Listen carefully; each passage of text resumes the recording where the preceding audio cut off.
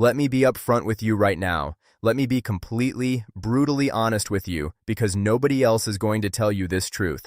Your 401k just got absolutely crushed. Not dented, not scratched, not slightly damaged, crushed. The markets came in like a wrecking ball and they did not discriminate. It did not matter if you were a teacher, a nurse, a construction worker, a small business owner, or a corporate executive. It did not matter how carefully you saved, how many years you sacrificed vacations, how many times you said no to yourself so you could say yes to your future. The market took a sledgehammer to your retirement account and walked away without even looking back. And while you are sitting there staring at your account balance with your stomach in your throat, while you are watching numbers that took you decades to build evaporate in what feels like minutes, the IRS is sitting in Washington, D.C. completely unbothered, completely unmoved, and they are waiting for you to write them a check by April 25th. Not April 26th, not sometime next week when you feel better about things. April 25th. That is the deadline, and they do not care what your portfolio looks like right now. Think about what that means for a second. Really let it sink in. You opened your account statement and you saw devastation. You saw your hard-earned money sitting there battered and bleeding after the market had its way with it.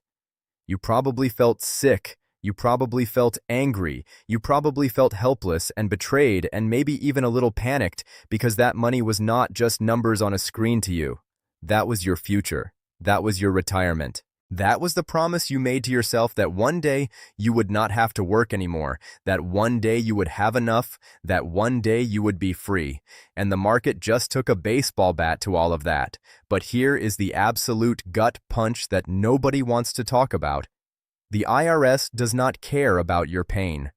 The IRS does not factor in your emotional distress.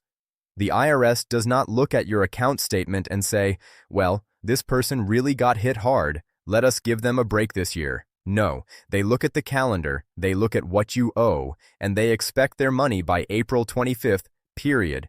End of story. No negotiation, no sympathy, no extension of grace.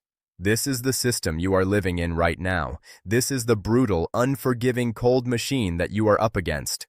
On one side, you have the market, volatile and vicious, chewing through retirement accounts like they are nothing. On the other side, you have the federal government, methodical and relentless, with their hand out waiting for payment regardless of what the market just did to you. And you are caught right in the middle of both of them, trying to figure out how you are supposed to pay a tax bill when your account just got decimated. You are being squeezed from both directions, and neither side is going to let up. The market is not going to apologize to you. The IRS is definitely not going to apologize to you. You are on your own in this, and you need to wake up to that reality right now, because the deadline is coming whether you are ready or not. Let us talk about what really happens when you miss that April 25th deadline, because a lot of people think they can just deal with it later. A lot of people think they will just figure it out, push it off, handle it when things calm down. That is a catastrophic mistake. The IRS does not sit around waiting for things to calm down. The IRS charges you a failure to pay penalty that starts stacking up immediately. They charge you interest on top of that penalty, and then they charge you more interest on the interest. It compounds, it grows, it gets worse every single day that you do not handle it. So not only did the market crush your 401k, but now you are going to let the IRS pile on top of that by ignoring your tax deadline? You cannot afford to do that. You literally cannot afford it. The hole just gets deeper and deeper, and you are the one who has to dig yourself out of it. And let us be real about something that people do not want to say out loud. Some people are going to look at their crushed 401k and they are going to think about making a withdrawal to cover expenses, to cover this tax bill, to cover whatever financial emergency just got worse because of the market crash. And if you are thinking about that, you need to understand what that actually costs you. Early withdrawals from a 401k hit you with a 10% penalty right off the top. Then that withdrawal gets counted as ordinary income and you get taxed on it at your regular tax rate. So if If you are in a 22% tax bracket, you are losing 32 cents of every dollar you take out before it even hits your bank account. You already got crushed by the market, and now you are going to let the government take another third of whatever is left? That is not a solution. That is financial self-destruction, and you cannot let desperation drive you into decisions that make an already terrible situation dramatically worse. The rage that you should be feeling right now is completely legitimate. You played by the rules. You did what they told you to do. You contributed to your 401k every paycheck like a responsible adult. You invested for the long term like every financial advisor told you to. You sacrificed present comfort for future security because that is what the whole system told you was the right thing to do. And then the market blew up and took your savings with it. And the same system that told you to save, the same government that gave your retirement account its tax advantage status in the first place, is now standing at your door on April 25th demanding payment as if nothing happened. There is something deeply infuriating about that reality, and you have every right to be furious about it. But fury alone is not going to solve your problem. Fury does not file your taxes. Fury does not pay your bill. Fury does not protect you from penalties and interest. You have to take that anger and you have to channel it into action, because sitting in your frustration while the deadline passes is the worst possible thing you can do.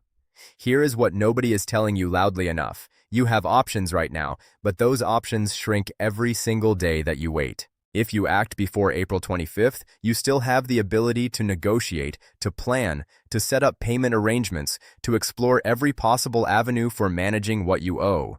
The IRS actually does have programs for people who are in genuine financial hardship. There are installment agreements.